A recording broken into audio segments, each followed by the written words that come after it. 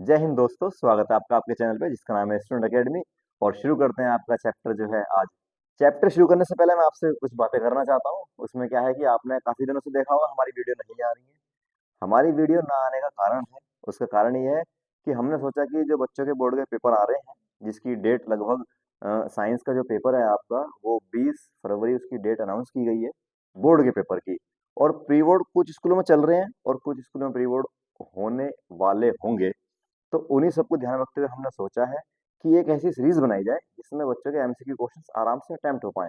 अक्सर देखने में आया है कि जो बच्चे पेपर करते हैं तो थ्योरी के क्वेश्चन तो सभी कर लेते हैं, लेकिन जैसे एमसीक्यू क्वेश्चन आते हैं बच्चों को उसी में दिक्कत आती है। तो हमने कोशिश करी है कि हम सभी चैप्टरों के एमसीक्यू के जो क्वेश्चंस हैं वो सोल्व करवाएं। मुझे उम्मीद है कि जो मैंने क्वेश्चन सेलेक्ट करे हैं इनमें से आपको क्वेश्चंस पेपर में देखने को मिल सकते हैं।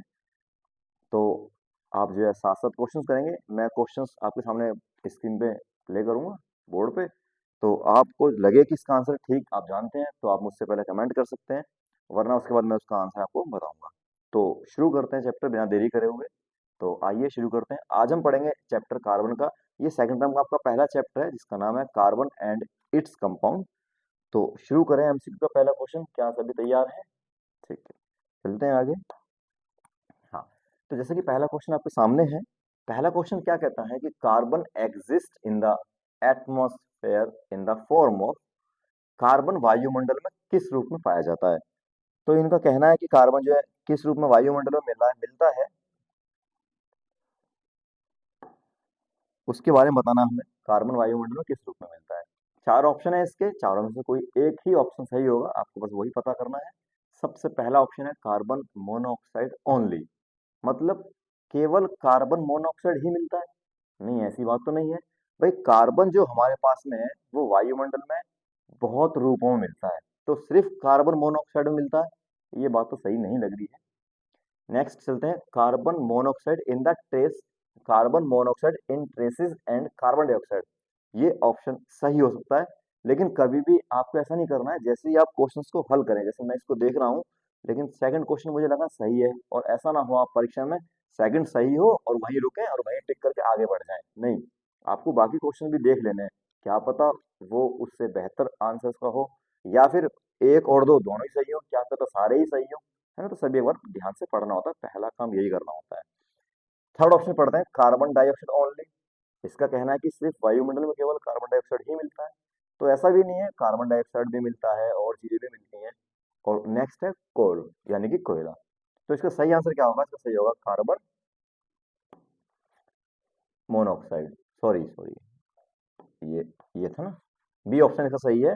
Carbon monoxide in trace and carbon dioxide, मतलब कार्बन डाइऑक्साइड भी मिलता है और कार्बन मोनोऑक्साइड भी मिलता है। ठीक है, ओके। नेक्स्ट क्वेश्चन चलते हैं। ये काफी बड़ा लग रहा है, इसका मोटा फॉन्ट इसको छोटा कर लेते हैं थोड़ा। हम्म, अब ठीक है, ठीक है, चलिए। नेक्स्ट क्वेश्चन, क्वेश्चन नंबर दो। क्वेश्चन नंबर दो देखते हैं। क्वेश्चन नंबर दो क्या कहता है? Graphite is used as a lubricant in mechanics because. Mechanics है, मशीनें हैं, लुब्रिकेंट्स इन मशीन। बिकॉज यानी कि जो ग्रेफाइट है हमारा उसका मशीनों में प्रयोग किया जाता है किसके रूप में? स्नेहक के रूप में। तो उसके चार ऑप्शन हमारे सामने हैं। पहला ऑप्शन क्या कहता है? It is a good conductor of electricity.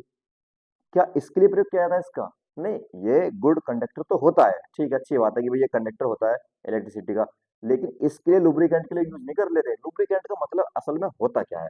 Lubricant का मतलब होता है, इसका मतलब होता है लुब्रिकेंट का स्नेहक, यानी कि चिकनापन देने के लिए मशीनों के अंदर। तो इलेक्ट्रिसिटी का तो कोई मतलब वहां पे है ही नहीं। और दूसरी बात करते हैं कि ये स्ट्रॉन्ग एंड सॉफ्ट होता है। भाई एक तरफ तो बोलता है स्ट्रॉन्ग होता है, एक तरफ बोलता है सॉफ्ट होता है, तो वो भी आपका आंसर ऑप्शन गलत है। और डेंसिटी की रेंज इतनी दे रखी है उसका भी कोई यहाँ पे मतलब है नहीं है।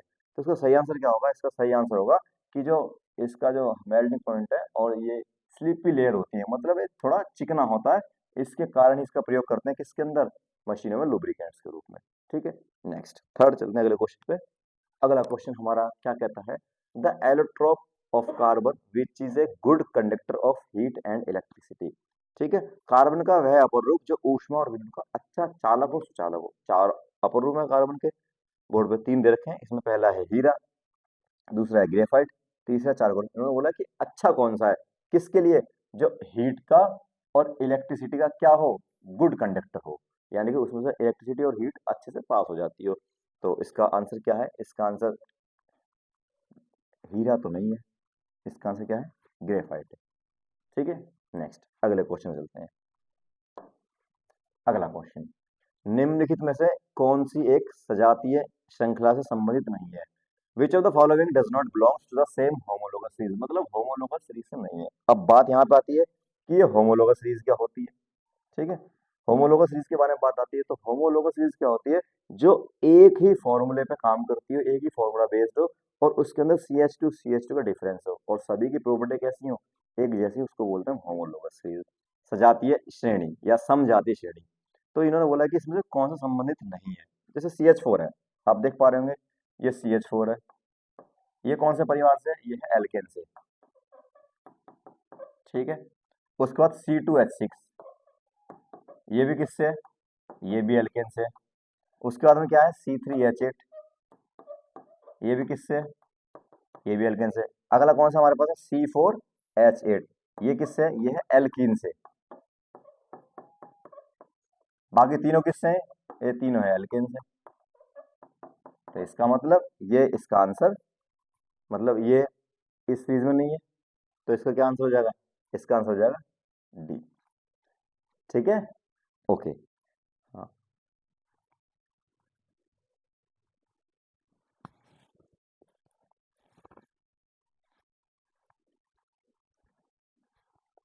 ठीक है, तो चलते हैं हम अगले क्वेश्चन पे। अगला क्वेश्चन, अगला क्वेश्चन है, which of the following is not considered as crystalline allotropes of carbon. निम्नलिखित में से किसे कार्बन का क्रिस्टलीय अपर रूप नहीं माना जाता। ठीक है, चार ऑप्शन आपके सामने है, ये कोयला है, डायमंड है, ग्रेफाइट है और फ्लोरेंस है। ठीक है, तो जो कोयला है हमारा, उसको क्रिस्टलीय अपर रूप नहीं माना जाता। ठीक है, बाकी ये तो आप जानते हैं, हीरे को, ग्रेफाइट को, फ्लोरेंस को, तीनों आपके इसके अपरूप देखने को मिलते हैं, कोयला नहीं मिलता इसके अंदर। अगला क्वेश्चन, अगले क्वेश्चन चलते हैं। क्वेश्चन नंबर 6 है, ये कहता है कि कर्नाटक में जो है गोलकुंडा की खाने हैं, वहां से जो कार्बन मिलता है वो किस रूप में मिलता है। ठीक है, हालांकि वहां पे जो कार्बन मिलता है हीरे के रूप में तो मिलता नहीं है भाई, हीरे के रूप में क्यों मिलेगा खानों से, तो वहां पे मिलता है कोयले के रूप में। लेकिन कभी कभी कोयलों में एक आधा हीरा मिल जाता है, आपने फिल्म देखी होगी वगैरह, कोयला वगैरह, उसमें हीरा मिल जाता है। लेकिन जो मोस्ट ऑफ द ज्यादातर इसके जो चांस है, क्या है इसका आंसर, इसका आंसर है कोयला। कोयले के रूप में मिलता है वहां पे कार्बन, गोलकुंडा जो कि कर्नाटक में मिलता है। अगला क्वेश्चन, अगला क्वेश्चन है, लेड पेंसिल कंटेंस, मतलब जो पेंसिल होती है उस पेंसिल में क्या चीज होती है इस सब में से। तो इस सब में से आप देख चुके हैं बोर्ड पे, ग्रेफाइट है। ग्रेफाइट तो आप जानते हैं कि ग्रेफाइट का यूज कहाँ पे होता है, पेंसिल में ही होता है, डायमंड का तो होता नहीं है, लेड का भी नहीं होता और लेड सल्फेट का भी नहीं होता। तो इसका आंसर क्या हो जाएगा, ग्रेफाइट हो जाएगा। नेक्स्ट क्वेश्चन, आसान था क्वेश्चन ये। अगला है, मिनरल्स, ये mineral acids are strong acid than carboxylic acid because, मतलब जो मिनरल एसिड होते हैं वो कार्बनिक एसिड से स्ट्रॉन्ग क्यों होते हैं। ठीक है, तो इसका आंसर है कि mineral acids are completely iodised, सही बात है। कार्बन एसिड और इनकम्प्लीट, ये तो गलत बात है। और मिनरल एसिड्स, ये भी गलत बात है। और कार्बोक्सिलिक एसिड और पार्शियल, ये भी ठीक है। तो इसका जो आंसर है आपका, इसका आंसर एक और इसका आंसर चार होगा। ऐसा कोई ऑप्शन है इसके अंदर, ऐसा कोई ऑप्शन है इसका, पहला ही ऑप्शन इसका ये है, तो इसका क्या आंसर हो जाएगा, पहले ऑप्शन हो जाएगा। ठीक है, नेक्स्ट चलते हैं अगले क्वेश्चन पे। अगला क्वेश्चन ये है, when ethyl alcohol and acetic acid are mixed the resulting ester has a chemical formula. इसका कहने का मतलब ये है कि जो हमारे पास में क्या है, इथाइल अल्कोहल, यानी कि C2H5OH, 5 है, ठीक है। इसको जो है जोड़ देना है किसी साथ में, एसिटिक एसिड में। एसिटिक एसिड क्या है, CH3COOH। तो क्या बनेगा, उसके बाद में क्या बनेगा जो रिजल्ट में, वो बनेगा एस्टर। लेकिन एस्टर भी कौन सा बनेगा, तो एस्टर बनेगा आपका C2H5CH3C। तो है इसमें कोई ऑप्शन ऐसा, मेरा CH3C और C2H5, इसका यही ऑप्शन होगा हमारा। ठीक है, इसमें में क्या आएंगे, C2H5 CH3 C, आया यहाँ पे। तो आपका आंसर क्या है, इसका आंसर आपका पहला हो जाएगा, बाकी इसके आंसर ये तीनों नहीं है। ये भी आंसर C2H5, ये दोनों तो सेम ही ऑप्शन हो गए, ये तो अलग ऑप्शन है, ये भी अलग ऑप्शन है। ये दोनों सेम है तो इसमें क्या दिक्कत आ रही है, कुछ तो गड़बड़ है इसमें। C H3 C, बस आगे पीछे लिखा हुआ है, इसमें जो है C2H5, इसमें C2H5, इसमें पहले है, इसमें बाद में है। ठीक है। हाँ, तो हम किसके साथ जाएंगे, हम जाएंगे ए के साथ में। नेक्स्ट चलते हैं। ऐसा क्वेश्चन बड़ा ध्यान से करना है, उसमें दोनों ऑप्शन जो एक ही जैसे थे। अगला है, a few drops of ethanoic acid were added to solid sodium carbonate, the observation made was that, यानी कि कोई ठोस है, कार्बोनेट है, उसमें एथनिक एसिड की कुछ बूंद डाली जाती हैं, अवलोकन किया जाता है तो क्या होगा वहां पे, तेज बदबूदार, तेज बुदबुदाहट हुई, एक तीखी गंध वाली गैस निकली, भूरे रंग का धुआं निकला, या एक फुसफुसा, ये फुककारने वाली ध्वनि उत्पन्न हुई। पता नहीं क्या लिखा हुआ है। तो इसमें क्या होता है, पंजेंट स्मेल आती है। ठीक है, तो डी आंसर हो जाएगा। नेक्स्ट चलते हैं अगले क्वेश्चन पे। अगला क्वेश्चन है, a reagent a reagent which the help to distinguish between the alkalines and alkalines is. ठीक है, एक अभिकर्मक जो हमें एल्कीन और एल्काइन के बीच में अंतर बताता हो, तो हमारा क्या हो जाएगा, वो हो जाएगा हमारे पास में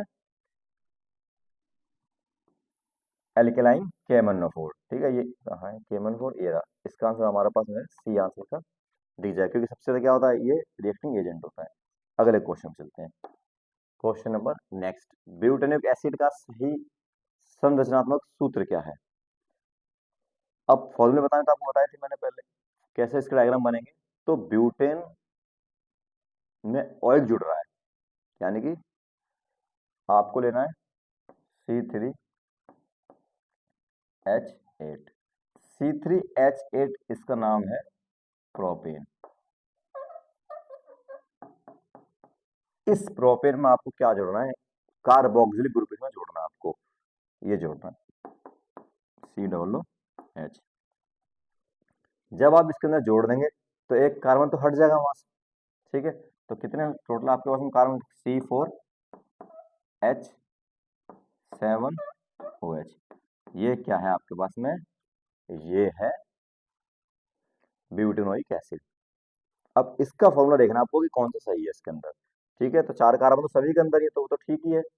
ठीक है, अब हाइड्रोजन गिन लो आप, 7 ये रहे और एक ये, 8 हाइड्रोजन गिनने हैं आपको। 1 2 3 4 5 6, ये तो गलत हो जाएगा पहला।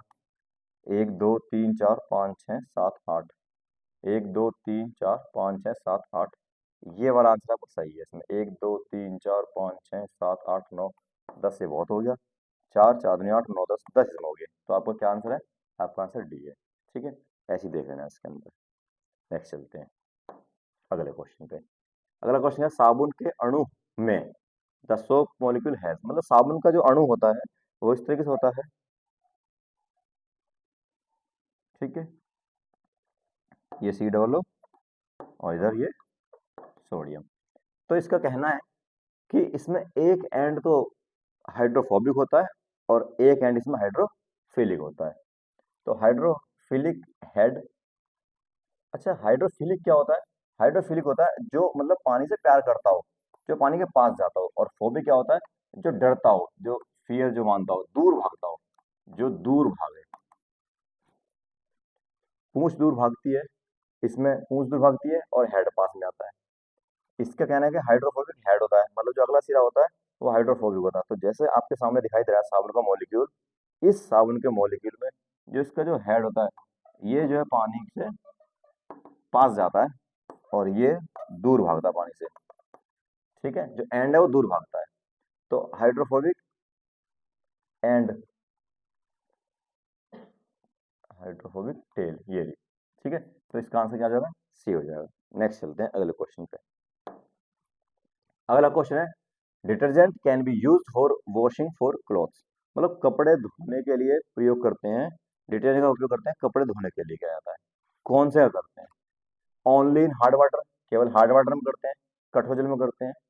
ठीक है, दूसरा ऑप्शन है सॉफ्ट वाटर में करते हैं, और तीसरा ऑप्शन है दोनों में करते हैं, और चौथा ऑप्शन है किसी में नहीं करते। देखो जो डिटर्जेंट होता है उसका प्रयोग आप किसी में भी कर सकते हैं, सॉफ्ट में भी कर सकते हैं, आप हार्ड में भी कर सकते हैं। लेकिन साबुन का सिर्फ सॉफ्ट वाटर में ही करते हैं, हार्ड में उसका नहीं कर सकते। तो इसका आंसर क्या हो जाएगा, both in soft and hard water. ये नेक्स्ट क्वेश्चन, अगला क्वेश्चन है which among the following are unsaturated hydrocarbon. मतलब अनसैचुरेटेड हाइड्रोकार्बन क्या, वो बताने हैं। अनसैचुरेटेड को हिंदी में बोलते हैं असंतृप्त। इनमें से कौन सा असंतृप्त हाइड्रोकार्बन है। और असंतृप्त का मतलब क्या होता है, इसमें सिंगल बॉन्ड होता हो। तो इसमें तो आपको दिखाई दे रहा है डबल बॉन्ड, इसकी तो टेंशन ही नहीं लेनी। इसमें डबल बॉन्ड है, इसकी टेंशन नहीं लेनी। इन दोनों की बात कर सकते हैं।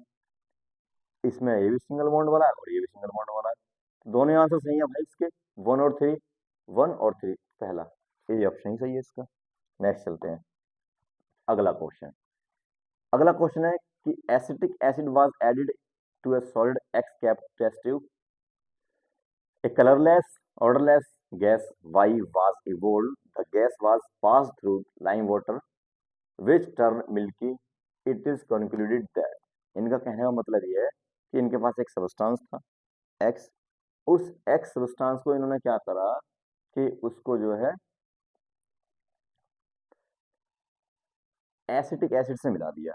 जब उस सब्सटेंस को एसिटिक एसिड से मिला देंगे तो वाई बना, जो एक गैस थी। तो भैया वाई का तो आंसर देखो CO2 गैस बनेगी।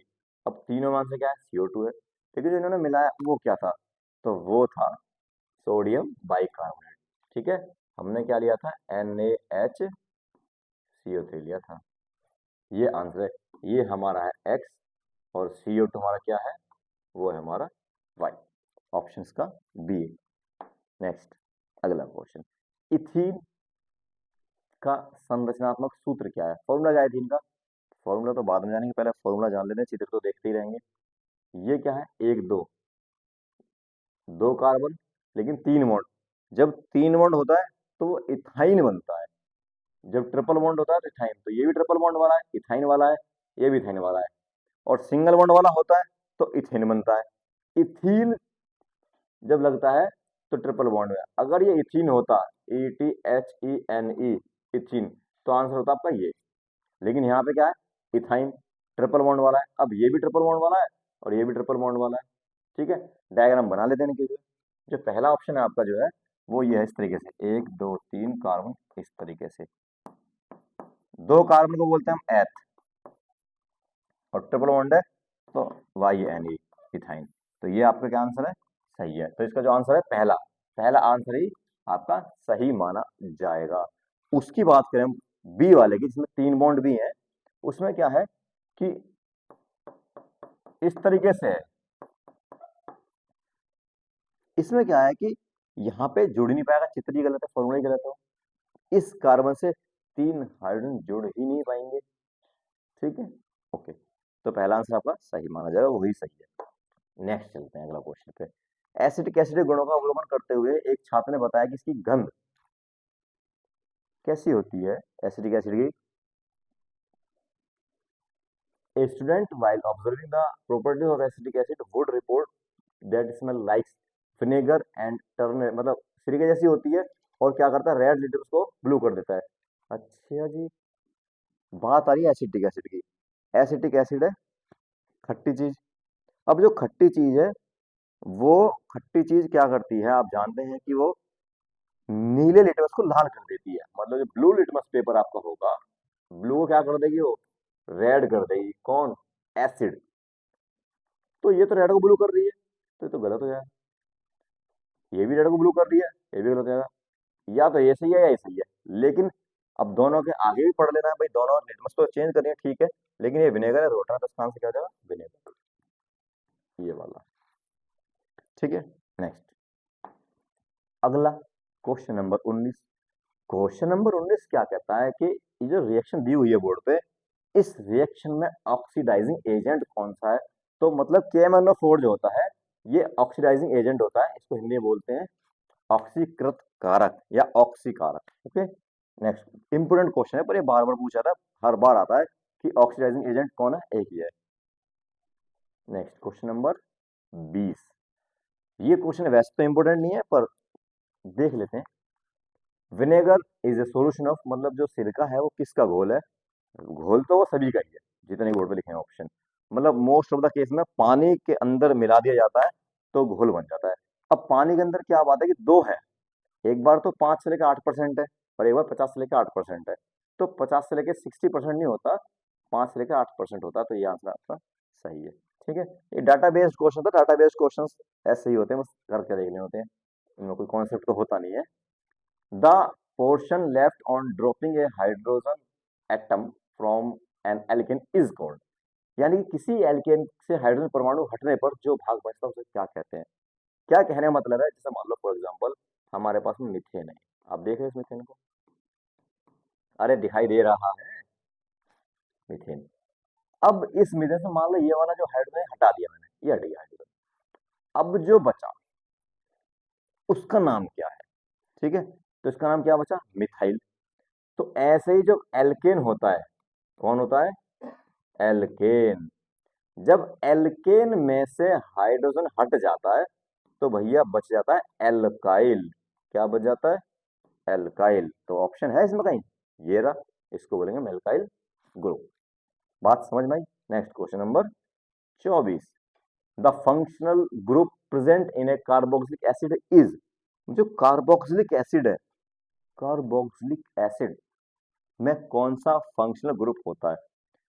देखो जी, इसकी तो कोई ग्रुप है नहीं और ग्रुप ये भी कोई नहीं है, तो दो वैसे रखे हैं, इन दो में से कोई एक है। लेकिन अगर डबल बॉन्ड के साथ में O हो और दो हाथ फ्री हो तो वो कीटोन होता है। ये वाला तो आपका एल्डिहाइड है और हमसे क्या पूछा इन्होंने, कार्बोक्सिलिक का, तो उसका आंसर क्या होगा, बी। ठीक है, क्योंकि इसका फॉर्मूला क्या है, COOH, ये है कार्बोक्सिलिक एसिड का ग्रुप। अब कार्बन तो ये रहा, डबल बॉन्ड के साथ में O ये रहा और एक OH उधर है। ठीक है, नेक्स्ट अगला क्वेश्चन, क्वेश्चन नंबर 25 कहता है, identify the unsaturated compound from the following. जो नीचे दिए हुए से अनसैचुरेटेड निकालना है, और अनसैचुरेटेड की पहली बात क्या है कि उसमें सिंगल बॉन्ड होगा, तो हमें सिंगल बॉन्ड ही ढूंढना है। ये प्रोपेन है, एन मतलब सिंगल बॉन्ड, इन मतलब डबल बॉन्ड, आइन मतलब ट्रिपल बॉन्ड और एन मतलब सिंगल बॉन्ड। तो क्या करना है, निम्नलिखित में से असंतृप्त यौगिकों की पहचान करनी है। देखो जी, ये भी असंतृप्त है, इन वाला, क्योंकि कैसा है, ये है डबल बॉन्ड वाला। ये भी असंतृप्त है, ये भी अनसैचुरेटेड है, क्योंकि ये कैसा है, ये है तीन बॉन्ड वाला। और ये दोनों कैसे हैं, ये दोनों सैचुरेटेड है। तो इसके ऑप्शन नहीं है, इसके ऑप्शन क्या होते, पहला होता ऑप्शन कोई इसका ए, जो ए ऑप्शन होता है उसमें आंसर क्या मिलेगा आपको, कि इसका पहला एंड और इसका चौथा, ये दोनों क्या है, ये दोनों है हमारे सैचुरेटेड, संतृप्त। ठीक है, और जो सेकंड है और जो क्या है थर्ड है, ये कैसे, अनसैचुरेटेड। ठीक है, तो ऑप्शन नहीं थे इसके, टाइपिंग में थोड़ा एरर हो गया, बाकी आप क्वेश्चन समझ चुके हैं। Next question number 26, carbon forms four covalent bond by sharing its four valence electrons with four univalent atoms. Hydrogen, after the formation of four bonds, carbon attain the electronic configuration of, इसका कहने का मतलब मैं बता देता हूँ। इसका कहने का मतलब है कि कार्बन जो है चार बॉन्ड बनाता है, चार ही उसके पास इलेक्ट्रॉन्स होते हैं। वो एक मतलब वैलेंसी अटेन करता है जब किसी से रिएक्शन करता है, जब चारों अपने बॉन्ड्स के साथ में साझा करता है तो किस नोबल गैस जैसा हो जाता है। तो जी भाई, इसकी बात करें नियोन, हीलियम की, हीलियम नंबर कितना है, 2 नंबर है।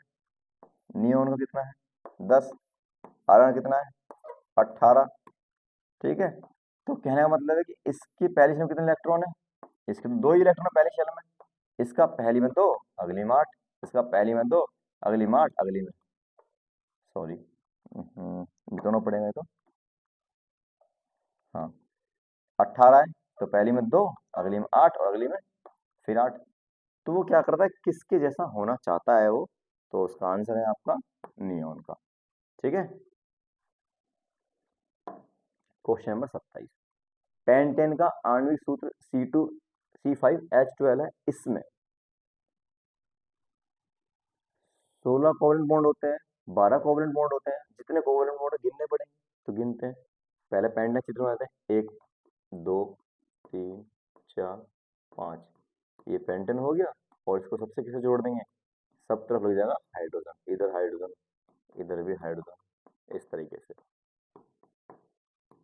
अब हमें क्या करना है कि जो इसके अंदर बॉन्ड है उन बॉन्ड को काउंट कर लेना है। तो 1 2 3 4 5 6 7 8 9 10 11 12, 12 बॉन्ड है, आंसर इसका बी। नेक्स्ट क्वेश्चन, कार्बन के सबसे बाहरी कक्षा में कितने इलेक्ट्रॉन्स होते हैं? तो कार्बन का नंबर कितना है बच्चों, 6।